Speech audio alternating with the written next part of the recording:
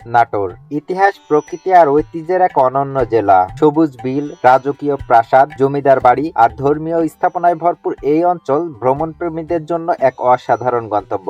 আজকের এই ভিডিওতে আমরা ঘুরে দেখব নাটোর জেলার সবচেয়ে জনপ্রিয় 10টি দর্শনীয় স্থান। চলুন শুরু করা যাক আমাদের আজকের ভ্রমণ।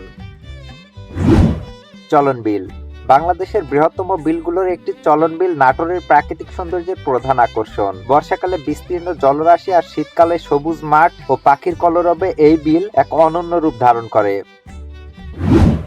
উত্তরা গণভবন ঐতিহাসিক এই প্রাসাদটি একসময় রানী ভবানীর বাসভবন ছিল। রাজকীয় স্থাপত্য, প্রশস্ত চত্বর ও নিরাপত্তা বেষ্টনীর জন্য এটি নাটোরের সবচেয়ে গুরুত্বপূর্ণ ঐতিহাসিক নিদর্শন। হালতির বিল শান্ত ও নিরিবিলি প্রাকৃতিক পরিবেশের জন্য পরিচিত হালতির বিল। সূর্যাস্তের সময় বিলের পানিতে আকাশের প্রতিচ্ছবি ভ্রমণকারীদের মুগ্ধ করে। গোসাই আখড়া ধর্মীয় ও ঐতিহাসিকভাবে গুরুত্বপূর্ণ এই স্থানটি হিন্দু ধর্মাবলম্বীদের জন্য একটি পবিত্র তীর্থস্থান। এখানে নিয়মিত ধর্মীয় অনুষ্ঠান ও মেলা অনুষ্ঠিত হয়। গ্রিন ভ্যালি পার্ক পরিবার ও বন্ধুদের নিয়ে সময় কাটানোর জন্য নাটোরের অন্যতম জনপ্রিয় বিনোদন কেন্দ্র। সবুজ গাছপালা, শিশুদের খেলার জায়গা ও মনোরম পরিবেশ এর মূল আকর্ষণ।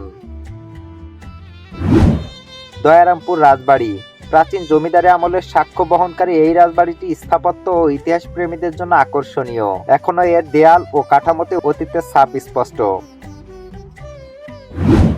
রানী ভবানীর রাজবাড়ি নাটোরের ইতিহাসে রানী ভবানীর অবদান অপরিসীম। তার রাজবাড়িটি আজও নাটোরের গৌরবময় অতীতের প্রতীক হিসেবে দাঁড়িয়ে আছে। চৌগ্রাম জমিদার বাড়ি চৌগ্রাম এলাকায় ঐতিহ্যবাহী জমিদার বাড়িটি পুরনো দিনের সামাজিক ও প্রশাসনিক ব্যবস্থার নিদর্শন। এর স্থাপত্যে রয়েছে ঐতিহাসিক গুরুত্ব। ধরাইল জমিদার বাড়ি নাটোরের আরেকটি উল্লেখযোগ্য জমিদার বাড়ি ধরাইল জমিদার বাড়ি। সময়ের সাথে কিছুটা ক্ষয়প্রাপ্ত হলেও এখনো এটি দর্শনার্থীদের আকর্ষণ করে। লুরদের রানী মা মারিয়ার ধর্মপল্লী খ্রিস্টান ধর্মাবলম্বীদের জন্য একটি গুরুত্বপূর্ণ ধর্মীয় স্থান। শান্ত পরিবেশ ও সুন্দর স্থাপত্যের জন্য এটি ধর্মীয় পর্যটকদের আকর্ষণ করে। নাটোর জেলার এই সকল দর্শনীয় স্থানগুলো শুধু ভ্রমণ নয়, আমাদের ইতিহাস ও সংস্কৃতির জীবন্ত প্রমাণ। ভিডিওটি ভালো লাগলে লাইক দিন, বন্ধুদের সাথে শেয়ার করুন এবং নতুন নতুন ভ্রমণ ভিডিও পেতে চ্যানেলটি সাবস্ক্রাইব করতে ভুলবেন না। আবারও দেখা হবে পরবর্তী ভিডিওতে। ততক্ষণ পর্যন্ত সবাই ভালো থাকুন। ধন্যবাদ।